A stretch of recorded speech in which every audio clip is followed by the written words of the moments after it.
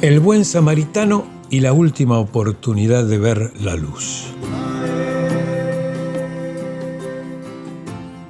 Los preparativos en el campamento para la última misión, que abarcaría 3 meses por Perea, antes de la entrada en Jerusalén, mantenían a la comunidad muy activa. Jesús no necesitaba salir a predicar, ya que allí estaban llegando gente de todos lados, desde el mundo romano hasta del Oriente Próximo, lo que sin embargo no impidió que participara de la gira de los 70. El cuerpo de mujeres también participó, enviándolas de a 2 en 2 a las ciudades más importantes. Habían entrenado a otras 50 mujeres para la tarea de visitar hogares y el arte de cuidar a los enfermos y afligidos. La esposa de Simón Pedro, Perpetua, fue puesta al mando de estas mujeres bajo la dirección de Abner. Y ya que hablamos de ella, mencionemos que después de Pentecostés acompañó a su marido en todas sus giras misioneras, y el día en que Pedro fue crucificado en Roma, ella fue alimento de las bestias feroces en la arena del circo. Este nuevo cuerpo de mujeres contaba además con la participación de las esposas de Felipe y Mateo y las madres de Santiago y Juan. Esta nueva fase del trabajo por el reino se caracterizaba por la profundidad espiritual, en contraste con los tiempos anteriores, donde la mayoría los seguían en busca de milagros, con tendencias materialistas, no pudiendo captar la verdad sobre el reino y la fraternidad espiritual. Durante la instalación del campamento de Pella, Jesús pidió a Natanael y Tomás que lo acompañaran y en secreto se dirigieron a la fiesta de la consagración en Jerusalén. Cuando los apóstoles advirtieron su intención de ir a la ciudad, intentaron oponerse con todos los argumentos posibles sobre el peligro de caer en manos del Sanedrín. Jesús no les hizo caso y les dijo que quería dar una última oportunidad y atraer a esos educadores de Israel para que puedan ver la luz antes de que llegue su hora. Llegaron a Jericó y se dispusieron a pasar allí la noche. Muchas personas se acercaron a hacer preguntas y obtener enseñanzas. Uno fue un jurista que intentó enredar a Jesús, preguntando qué debía hacer para heredar la vida eterna. Jesús le repreguntó sobre qué decía la ley al respecto, a lo que el jurista debió confirmar que amar a Dios y al prójimo como a ti mismo. Pues eso debes hacer, le dijo el maestro. Pero con mala fe, el interlocutor buscaba atrapar a Jesús en una definición que permitiera denunciarlo sobre a quienes debía considerarse como el prójimo, porque para la ley judía eran los hijos del propio pueblo, ya que a los no judíos los trataban como perros gentiles. Jesús entonces contó la historia del buen samaritano, un hombre que bajaba de Jerusalén, fue robado y golpeado por unos salteadores que lo dejaron medio muerto. Pasó por allí un sacerdote, que lo miró, lo esquivó y siguió su camino. Lo mismo pasó después con un levita. Una hora después, un samaritano que viajaba a Jericó se encontró con el herido y, lleno de compasión, se acercó a él. Le vendó las heridas, lo subió a su montura y lo llevó hasta un albergue cuidando de él. A la mañana siguiente dejó un dinero al posadero y le dijo que siguiera cuidando al herido y que si había algún gasto extra se lo pagaría al volver. Entonces Jesús preguntó al jurista sobre cuál de los 3 pensaba que fue el prójimo para el que había sido asaltado. El jurista, advertido de que había caído en su propia trampa, contestó: el que fue misericordioso con él. A lo que Jesús dijo: ve tú y haz lo mismo. El pescador pescado bien se cuidó de no contestar el samaritano, lo que lo hubiera hecho pasible de una denuncia como con la que buscaba implicar a Jesús. Hay que entender que los samaritanos y los judíos estaban en franco conflicto hace muchos años. Ya en Jerusalén, el principal acontecimiento tuvo lugar una noche en casa de Nicodemo, donde se habían reunido unos 25 dirigentes judíos que creían en lo que Jesús enseñaba. 14 de ellos eran o habían sido miembros del Sanedrín. Estaban también el soldado Heber, Metadormo y José de Arimatea. Los oyentes eran todos eruditos y nunca como esa noche se había escuchado a Jesús desde los tiempos de su viaje por el Mediterráneo hablar con tanto conocimiento y comprensión de los asuntos humanos, laicos o religiosos. Muchos intentaron aconsejar al maestro sobre cómo atraer a los demás miembros del Sanedrín y él los escuchó con atención, pero sabía dentro suyo que ninguno de esos planes funcionaría.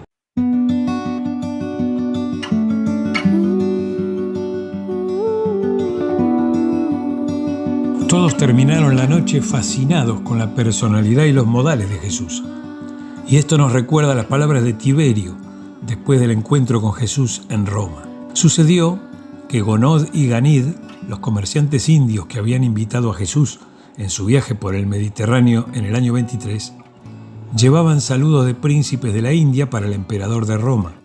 Y cuando fueron a visitarlo, el escriba de Damasco también los acompañó. Terminada la reunión con Tiberio, el soberano romano comentó a su ayudante sobre Jesús: si yo tuviera el porte real y los modales agradables de ese chico, sería un verdadero emperador. Tal era lo que el maestro transmitía a quienes tenían contacto con él. Natanael y Tomás por la noche estuvieron conversando sobre las últimas palabras de Jesús ante los consejos que los dirigentes en la reunión le habían ofrecido y él desestimado. Lo hizo diciéndoles que cada uno se ocupe de los asuntos del Padre según los conduzca su espíritu. Y mientras tanto, él atraería una vez más la atención de la manera que el Padre le indique. Pasaron la noche en el Monte de los Olivos y por la mañana fueron a desayunar a lo de Marta en Betania y de allí al templo de Jerusalén.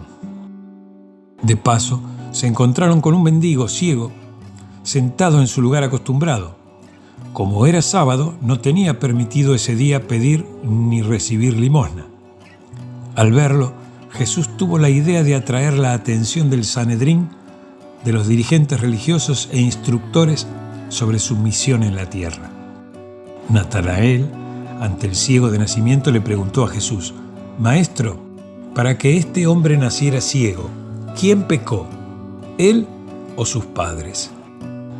Los rabinos enseñaban que todos esos casos de ceguera estaban causados por el pecado. Aquí entendemos que existía una cierta creencia en la reencarnación. Muchos educadores judíos, así como Platón, Filón y los esenios, creían y enseñaban que los hombres cosechaban en una encarnación lo que hubieran sembrado en una existencia anterior. Pero esta vez el maestro quería evitar lo que frecuentemente pensaban sobre que las situaciones físicas tenían una correlación con acontecimientos espirituales anteriores. No es que este hombre o sus padres hayan pecado, dijo, para que las obras de Dios puedan manifestarse en él. Esta ceguera le ha sobrevenido en el curso natural de los acontecimientos, pero hoy, mientras que aún sea de día, debemos hacer las obras de aquel que me ha enviado, porque la noche llegará con seguridad y entonces será imposible hacer el trabajo que estamos a punto de realizar. Y agregó que devolverían la vista a este ciego hoy que es sábado, para que los escribas y los fariseos tengan plenamente la oportunidad que buscan para acusar al Hijo del Hombre. Entonces mezcló saliva con arcilla y cubrió los ojos del ciego, diciéndole que fuera hasta la fuente de Siloé a lavarse y así recibiría la vista. Josías, que así se llamaba el mendigo, hizo lo que le dijo el maestro y volvió viendo y se dirigió a sentarse donde siempre lo hacía. Los que lo veían dudaban sobre si era él mismo o alguien parecido, hasta que Josías les decía que era él mismo. Josías relató tal cual todo lo que había sucedido, mencionando a Jesús y sus amigos. Cuando la gente le preguntaba dónde podían encontrar a Jesús, dijo simplemente que no lo sabía. Es quizá el milagro más extraño que realizó Jesús, ya que Josías nada le había pedido, sino que se convirtió en un instrumento para los planes del Maestro, por lo que tampoco estaba enterado de que quien lo había curado era quien había predicado durante la fiesta de los tabernáculos. Había una creencia sobre que la saliva de los hombres santos producía curaciones. Por eso el maestro utilizó ese método y lo mandó a lavar a la fuente de Siloé, ya que, como vimos, era un estanque simbólico. Además, el milagro en día sábado y cerca del templo de Jerusalén era un desafío al Sanedrín, a los educadores y jefes religiosos judíos. Fue la ruptura abierta con los fariseos de la que les había hablado a los 70 cuando partieron en misión.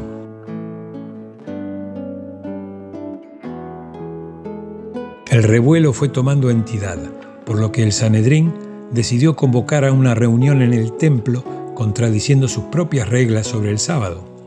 Pero estaban temerosos de llamar a Jesús frente a ellos, por lo que decidieron convocar a Josías. Eran unos 50 los reunidos y al contar su historia, Josías aún desconocía que quien lo había curado era aquel al que llamaban el libertador. Uno de los fariseos, el más anciano, dijo que ese hombre, por Jesús, no podía venir de Dios porque había violado las reglas del sábado. Uno de los miembros más jóvenes, que en secreto creía en Jesús, dijo entonces que si no venía de Dios, ¿cómo podía realizar ese prodigio? Y preguntó, ¿vamos a seguir diciendo que hace sus prodigios por el poder del príncipe de los demonios? Por cada fariseo que hacía una acusación, había otro que hacía ese tipo de preguntas desconcertantes. El grupo estaba dividido.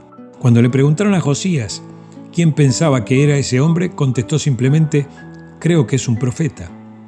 Mandaron a buscar a los padres de Josías para corroborar que en realidad hubiera nacido ciego.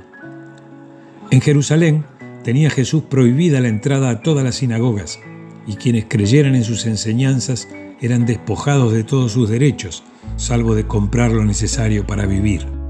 Por eso los padres de Josías tuvieron miedo de hablar libremente. Certificaron que nació ciego, pero dijeron desconocer cómo había recuperado la vista y que le preguntaran a él, que ya era mayor de edad para contestar.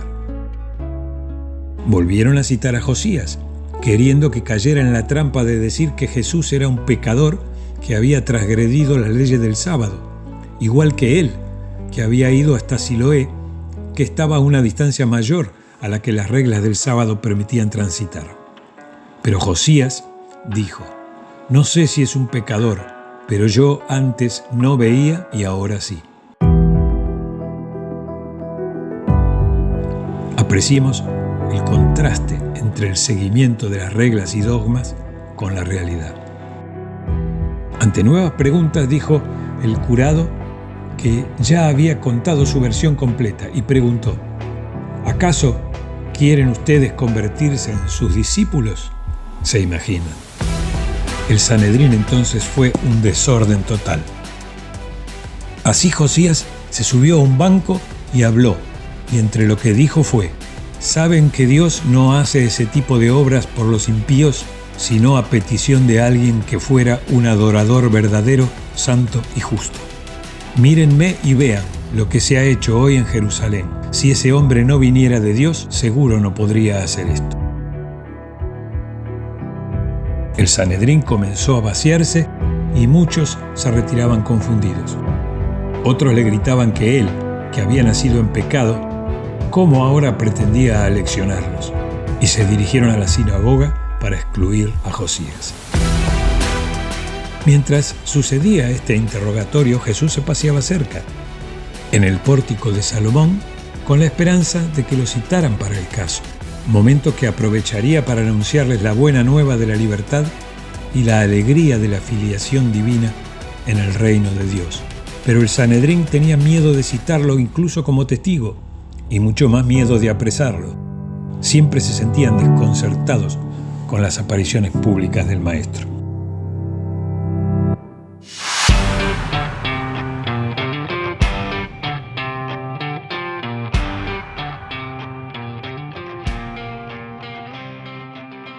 En el pórtico enseñó Jesús durante 2 horas respondiendo preguntas. Algunos educadores judíos le preguntaron por qué no afirmaba de una vez que era el Mesías, a lo que contestó que más de una vez les había hablado de él y del Padre, pero no quieren creerme. ¿No podéis ver que las obras que hago en nombre de mi Padre dan testimonio de mí. El instructor de la verdad atrae solo a aquellos que tienen sed de la verdad. A todos los que sigan mis enseñanzas les concedo la vida eterna. Nunca perecerán y nadie los arrebatará de mis manos. Mi Padre, que me ha dado estos hijos, es más grande que todos, de manera que nadie puede arrebatarlos de las manos de mi Padre. Mi Padre y yo somos uno. Algunos judíos se dirigieron a una cantera a tomar piedra para arrojárselas, pero otros creyentes lo impidieron. Jesús les dijo que les mostró buenas obras amorosas que vienen del Padre, y les preguntó: ¿por cuál de esas obras queréis apedrearme? Si no hago las obras de Dios, podrían no creerme. Pero si hago las obras de Dios, aunque no crean en mí, crean en mis obras.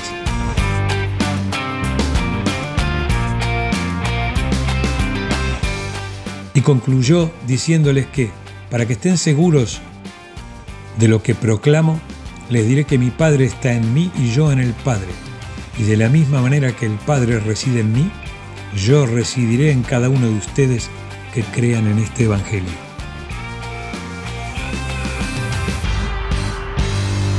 Allí fue necesario irse porque la turba de los que querían apedrearle se puso más furiosa.